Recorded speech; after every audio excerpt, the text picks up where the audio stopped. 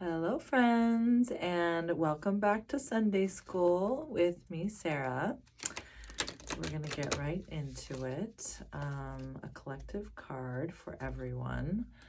But this week, instead of focusing on how to cultivate heaven upon earth, we're going to take a look at how to perceive heaven upon earth. Heaven is here at the same time that hell is here. Because truly, the experience of heaven and hell are internal states of being. When one is in a state of enlightenment, they can be smack dab in the center of a nuclear explosion and be experiencing heaven, the bliss of eternity, infinity, love. But when one is feeling negative emotion, any number of things inside, usually that's going to be a state of victimization, helplessness, failure, fear, etc. One can be sitting in the Garden of Paradise and experiencing hell on the inside because perhaps their apple was not as delicious as their partner's apple. Something like that. So we're going to go ahead and do one card for the collective. How do we see heaven upon earth that's already here right in front of us this week? How do we shift our perspective to view and become aware of heaven upon earth? Okay, so I'm using the Mother Peace Tarot today, and this is the 10 of Cups, and it's turned to the right, which would be like, well, it's a little bit out of balance. Here you go, 10 of Cups. It's like that. Okay, so we're only seeing half the picture with this. 10 of Cups is definitely about seeing the rainbow bridge, which stretches from heaven to earth, as it's said in Norse mythology. So with the 10 of Cups, this is literally the card that I call the heaven on earth card, because it's when you're feeling so completely supported by your community, and you feel that you have all you need. You have just enough. You don't need more. You're actually feeling truly grateful in this moment for all that's been provided for you, without having to like wake up and say a mantra. I am grateful today for da da da. 10 of Cups is a feeling. It's a feeling, okay? So 10 of Cups being slanted to the right, that's going to be almost like an aggression feeling, like I'm seeking this, I'm going for it, I'm pushing for this. And anytime that you're pushing for something, you are not trusting in the moment. You're not trusting that you will receive it, okay? So to become aware of heaven upon earth this week, trust that the inner work that you have been doing is bringing loving and abundant connection to you, community, family, recognition. When you have these things, true joy, true love, true support, you don't need excessive recognition in terms of traditional ideals of success. So this is also coming back to, as far as recognizing heaven upon earth, it's to recognize the joy and bounty of the simple things that you have, and of the relationships that you have now that are joyful and that are supportive, and of the prosperity that you have coming in now that is joyful and that is abundant. The other thing with this card is that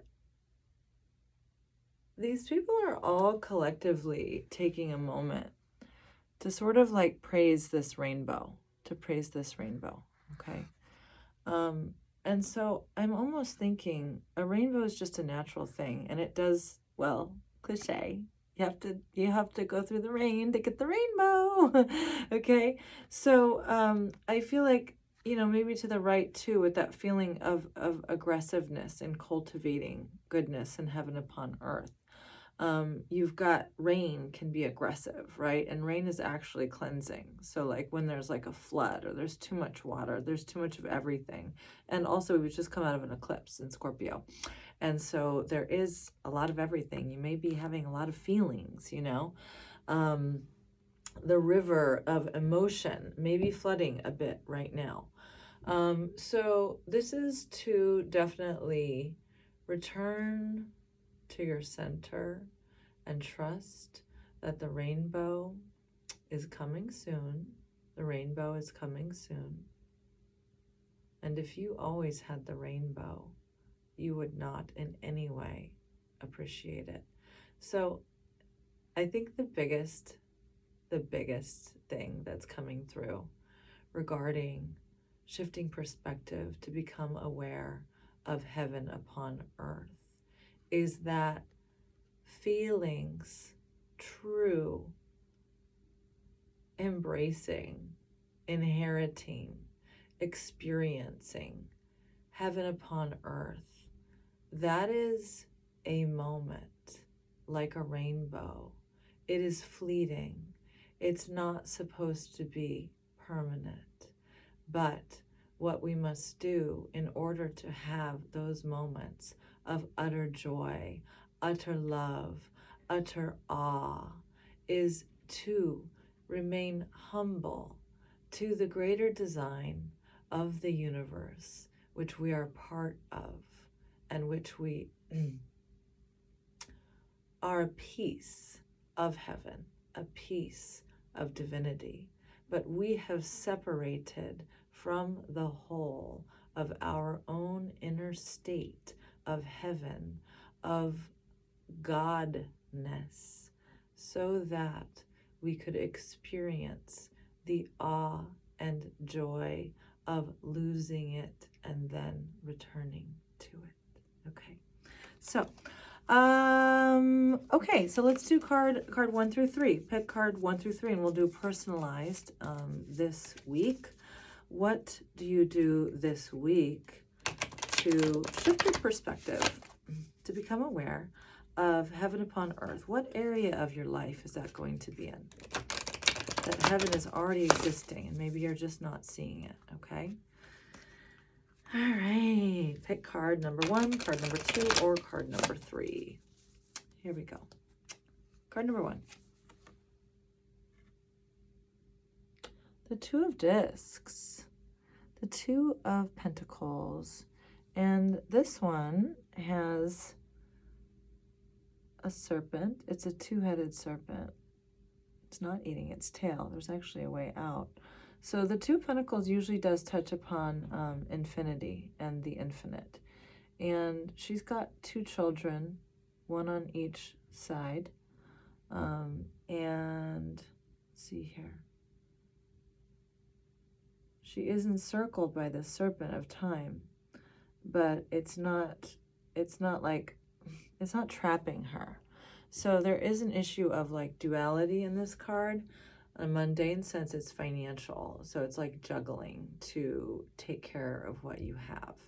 This could literally be like, you're a single mother and you have 2 children to take care of and you don't have that much time, okay, with the snake there. But this is a fun trick. I mean, this is pretty out there, but this is the message I'm getting, you guys. Okay, so the message I'm getting for you this week is to play with time, to play with time. As you guys know, even the scientific community now considers time to be a dimension, and we can technically learn to move our consciousness through time if it's just a dimension. Someday, maybe we can move our bodies through time when we tap further into the quantum nature of waves rather than being stuck in the particle identification of reality. But play with time. So really simple way to do this. The more you focus on a lack of something, the more lack you get, okay? It's true with time. It's true with money, okay? These things are all things that we have created in the matrix of reality. So the way that you can play with time is if you're not having enough time, you find yourself looking at the clock again, okay, like over and over again. So instead of doing that, try another option. And instead of reinforcing that you don't have enough time, say to yourself, I have plenty of time. Time is an illusion. I make my own time.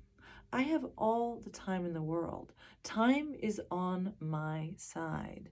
And also shift your perspective. There's this little pesky thing called a clock that we invented, and most of us find ourselves imprisoned by it to one degree or another. So when you're finding yourself imprisoned by time or deadlines this week, take yourself out of the number game, of the equation. You may have to set a timer to take yourself out, okay? And you may have to like say, all right, I normally check the clock like every 10 minutes when I'm in a rush, you know, but what I'm going to do is I actually have an hour. So I'm going to set my timer for an hour. I'm going to forget that time exists. And I'm just going to do what I need to do, okay, until the timer runs out. I know you think it's crazy, but I urge you to try it. Experiment with it. This is how we shift reality. We try things. We experiment with perception and three-dimensional matter and our experience of it, okay? Okay. Let me know how that goes if you guys try it. I'm curious. I've tried it before. I'll try it again. Okay, card number 2.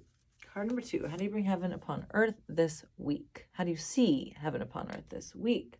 This is the 8 of Wands, and it is, oh, this is about time again.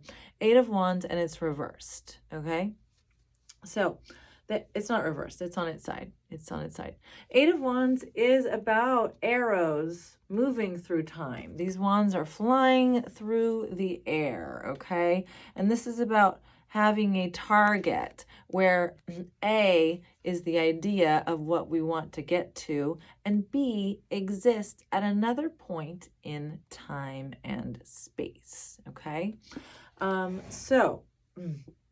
This is fun if you guys are watching all 3 too, by the way, because the first one was about time. So I'm also getting, though, that this is about time and about energy and about energy conservation, okay?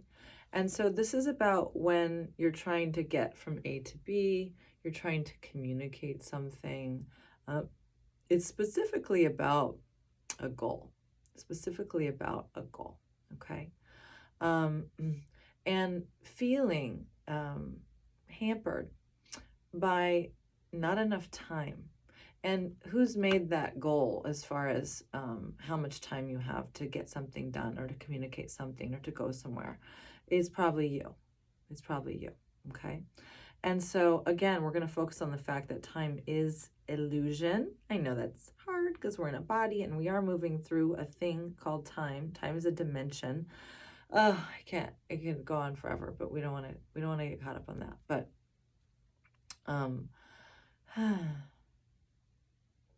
really, we have created this finite version of time, almost like an obstacle course for us, okay? But it's also like a trick because we can play with it in our minds. So this is about energy and how you move your energy through time, okay? When you find yourself encountering obstacles this week, instead of staying focused upon the frustration that you're having, which is what we tend to do. Everybody's always in a rush. Connect into your energy, okay? Connect directly into your energy. And I want you to think about all the energy that you're wasting, thinking about what you want and where you want to go, rather than pulling your energy back in, pulling your focus back in, and realizing that you have the potentiality to be working on something, gestating something, transforming something right here and now, when you may be wanting to focus on why aren't those arrows getting where I want them to be in the time that I want them to go there, okay? Wasted energy, okay? You are infinite, and also you are not in control. That's part of recognizing heaven, is that you're not in control. You is your ego. If you get rid of your ego, you're not a you anymore. So when I talk about you or me, I'm talking about our ego selves, okay? Individuals separated from everything else, the vast network of interconnected energies which create our reality, okay? So, oh my God, that's the feeling. Deep breath, relief. When you let go of the thing you've been trying to push forward and you say, okay, I accept this may not be the best time for that thing to get started, or for me to go there, or for me to communicate with that person, or whatever it is. Move forward, move forward, move forward. Stop, pull it all back in. Feel your vast amount of creative energy. These are wands. They are fire, they are passion, they are generative, creative energy. And you are a creative powerhouse. You have created so many things in your life already. Even if you're not an artist or a craftsman or a creator, you have created the path of your life by choosing different things to do and by imagining what it is that you want to do, okay? So pull that fire back in and recreate what it is that you can do in this moment with the current resources at your fingertips, okay? Instead of going for that mission that may not be working at the moment. Okay, card number three. Here we go. All right. It's the Eight of Swords reversed. Congratulations. Free yourself from your mind, okay? Free yourself from your mind. So the Eight of Swords is simply when you have an idea of what you want. All the time when we think about cultivating heaven upon earth, what would my heaven look like? Oh my God, it would look like this. It would look like this. So when you get to Eight of Swords, you're like, okay, well, it has to be like this. Also, Eight of Swords too is a lot of times like this loop, feedback loop that you have in your mind from traumas that you've experienced in your past, okay? So from certain instances that have happened when you interact with a specific type of person, for instance, okay, like relationship issues. Or I really want to, travel the world, but last time I did that, I lost all my money, something like that. That's an Eight of Swords situation. When you say, I don't want to do this because I fear that the result will be the same as last time, okay? That's hell, that's samsara.